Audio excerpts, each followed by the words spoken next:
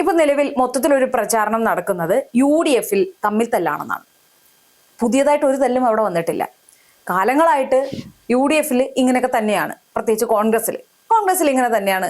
ആഗ്രഹമുള്ളവരെല്ലാം പറയും എനിക്ക് മുഖ്യമന്ത്രി ആവണം, എനിക്ക് അവരവർ ഓപ്പൺ ആയിട്ട് പറയും. അല്ലാതെ ഒരാളുടെ തല മാത്രം വെച്ച് ഈ ബാക്കിയുള്ളവരെ എല്ലാവരെയും ഒതുക്കി ഒരാൾ മാത്രം എന്റെ തല എന്റെ ഫുൾ ഫിഗർ എന്ന് പറഞ്ഞിരിക്കുന്ന ഒരു പ്രസ്ഥാനമല്ല കോൺഗ്രസ്. അവിടെ ആവശ്യപ്പെടേണ്ടവർക്കല്ലേ, എത്രയോ പേര് കലഹിച്ചു പോയവരെല്ലാം വീണ്ടും തിരിച്ച് ഈ പ്രസ്ഥാനത്തിൽ തന്നെ വന്നിട്ടില്ലേ. അപ്പൊ അതുകൊണ്ട് കോൺഗ്രസ് പോലെ അതായത് അതൊരു ഓപ്പൺ ഹൗസ് ആണ്.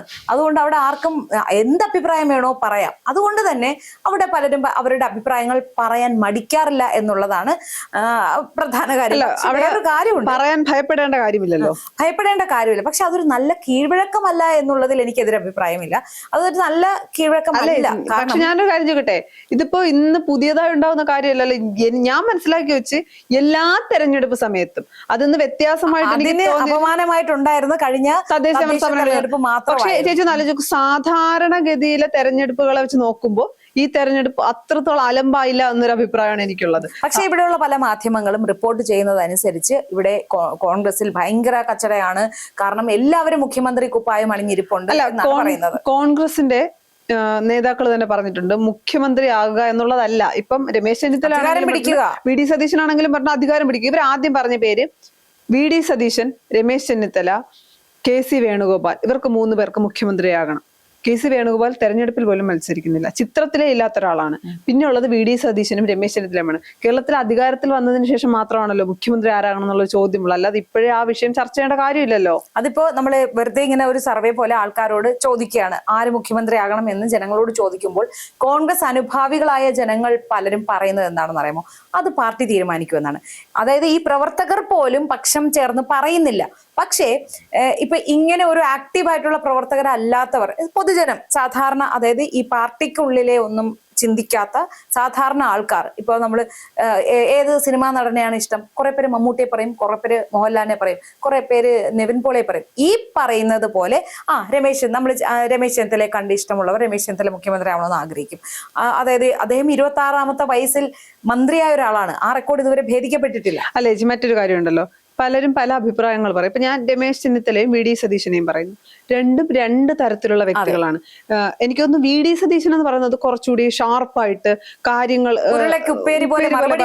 വളരെ എന്താണ്, ദേഷ്യം വന്നാൽ ദേഷ്യത്തോടു കൂടി അത് പറയുകയും, അല്ലെ, അതിപ്പം മുഖ്യമന്ത്രിയോളം വരില്ലെങ്കിലും ദേഷ്യം വന്നാൽ കാര്യങ്ങൾ ദേഷ്യത്തോട് പറയുകയും, എന്നാലും പറയുന്നതിന് ഒരു മര്യാദയുണ്ട്. അതാ ഞാൻ പറയാം, മുഖ്യമന്ത്രിയോളം വരില്ലെങ്കിലും കാര്യങ്ങൾ ദേഷ്യത്തോടെ അങ്ങനെയൊന്നും പറയില്ലെങ്കിൽ പോലും പ്രകടിപ്പിക്കുന്ന ആളാണ്. അതുകൊണ്ട് ചില ആളുകൾക്ക് അല്ലെങ്കിൽ ഈ യൂത്തിനൊക്കെ ഒരു താല്പര്യമുണ്ട്, സതീശൻ ഇങ്ങനെയാണ് പറഞ്ഞത്. പക്ഷെ അപ്പുറത്തേക്ക് എടുക്കുമ്പോൾ രമേശ് ചെന്നിത്തല രാഷ്ട്രീയക്കാരനായിട്ടാണ് രമേശ് ചെന്നിത്തല വളരെ ചെറിയ പ്രായത്തിൽ മന്ത്രിയായ ആളാണ്. കേരളത്തിന്റെ ആഭ്യന്തര വകുപ്പ് മന്ത്രിയായി പ്രവർത്തിച്ചിട്ടുള്ള ആളാണ്.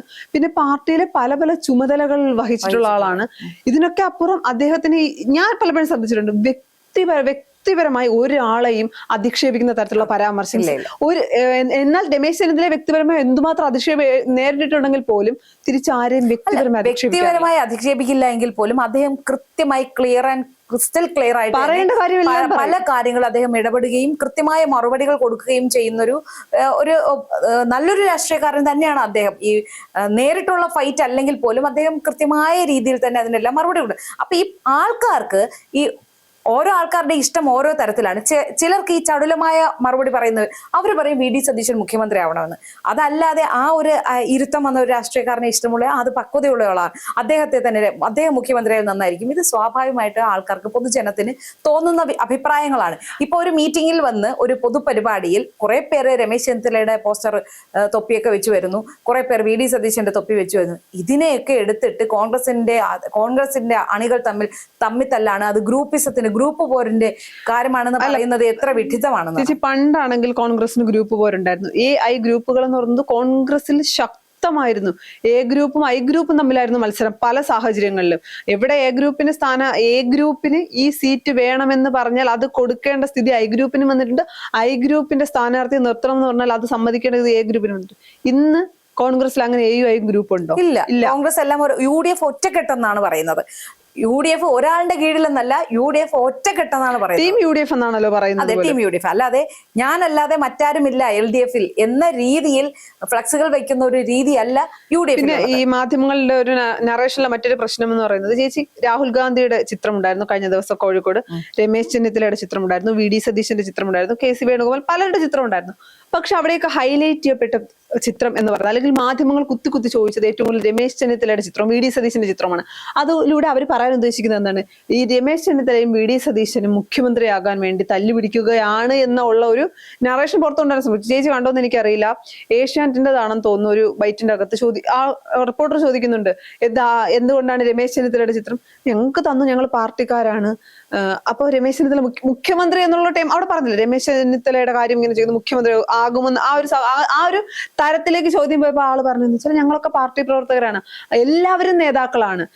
അത് രമേശ് ചെന്നിത്തല ആയിക്കോട്ടെ, VD സതീശനായിക്കോട്ടെ, ഷാഫി പറമ്പിലായിക്കോട്ടെ, സുധാകരനായിക്കോട്ടെ, എല്ലാവരും ഞങ്ങളുടെ നേതാവാണ്, എല്ലാവരെയും ഞങ്ങൾക്ക് ഒരുപോലെയാണ്. പിന്നെ ചില ആളുകളോട് കൂടുതൽ അടുപ്പം ഉണ്ടാകും, ഒരു ഇഷ്ടം ഉണ്ടാകും, അവരുടെ ഫോട്ടോ ഞങ്ങൾ വെക്കുന്നു, അതിനെന്താണ് പ്രശ്നം എന്ന് ചോദിച്ചവരോലും ഉണ്ട്. ഞാൻ പറഞ്ഞത്, ഇഷ്ടപ്പെട്ട നടനാരാ എന്ന് ചോദിക്കുമ്പോൾ ആൾക്കാര് മമ്മൂട്ടിയെയും മോഹൻലാലിനെയും നിവിൻ പോളി പലരുടെയും പേര് പറയുന്നത് പോലെ അത്രേ ഉള്ളൂ. ഒരു ആരാധന, ഈ രാഷ്ട്രീയത്തിൽ നിൽക്കുന്ന ആൾക്കാരോട് തോന്നുന്ന ഒരു ആരാധനയുടെ ഫലമായിട്ട് ചിലർക്ക് ഓരോരുത്തരുടെ ഇഷ്ടം അത് പറയുന്നു, എക്സ്പ്രസ് ചെയ്യുന്നു. BJP-ക്കാർക്ക് പോലും രാഹുൽ ഗാന്ധിയോട് ഇഷ്ടമില്ലേ? ഉണ്ട്. ഈ നാട്ടിലെ, അല്ലെങ്കിൽ നമുക്ക് കേരളത്തിലെ 50 വയസ്സിനപ്പുറമുള്ള അമ്മമാരെന്ന് പറയുന്ന ഒരു വിഭാഗത്തിന് ചിലപ്പോൾ ഒരു BJP ആയിരിക്കും, പക്ഷെ അവർക്ക് രാഹുലിനോട് ഒരു സ്നേഹമില്ലേ? മോദിക്ക് കിട്ടുന്നേക്കാൾ കൂടുതൽ സ്നേഹവും പരിഗണനയും വാത്സല്യവും രാഹുലിന് കിട്ടുന്നില്ലേ? അതുപോലെ കണ്ടാ പോരെ ഈ വിഷയത്തെയും. അത്രേ ഉള്ളൂ. പക്ഷെ അതിന് പകരം ഇവിടെ UDF-ൽ പ്രത്യേകിച്ച് കോൺഗ്രസിൽ തമ്മിൽ തല്ലാണ് എന്ന് പറഞ്ഞു വെക്കാൻ വേണ്ടി ഇവിടുത്തെ ചാനലുകാർ, മാധ്യമ പ്രവർത്തകർ കിണഞ്ഞു പരിശ്രമിക്കുന്നുണ്ട്. ശരിക്കും പറഞ്ഞാൽ LDF-ൽ നടക്കുന്ന പല പ്രശ്നങ്ങളും ഇവർ ശ്രദ്ധിക്കുന്ന പോലുമില്ല, അതിനെ ഹൈലൈറ്റ് ചെയ്യുന്നില്ല. അതൊന്നും ഇവിടെ ആർക്കും റിപ്പോർട്ട് ചെയ്യേണ്ട, ആരോടും സാധാരണ നമ്മൾ പഠിക്കുമ്പോഴും, അല്ലെങ്കിൽ മാധ്യമ പ്രവർത്തകർ എന്ന് പറയുന്നത് പ്രതിപക്ഷത്തിന്റെ പണിയെടുക്കണം എന്നാണ് പറയുന്നത്, അല്ലെ? ഇതങ്ങനെയല്ല, ഭരണപക്ഷത്തിന് കീജയ് വിളിക്കുന്നവരായി മാറിക്കൊണ്ടിരിക്കുകയാണ് ഇവിടുത്തെ മാധ്യമ പ്രവർത്തകർ.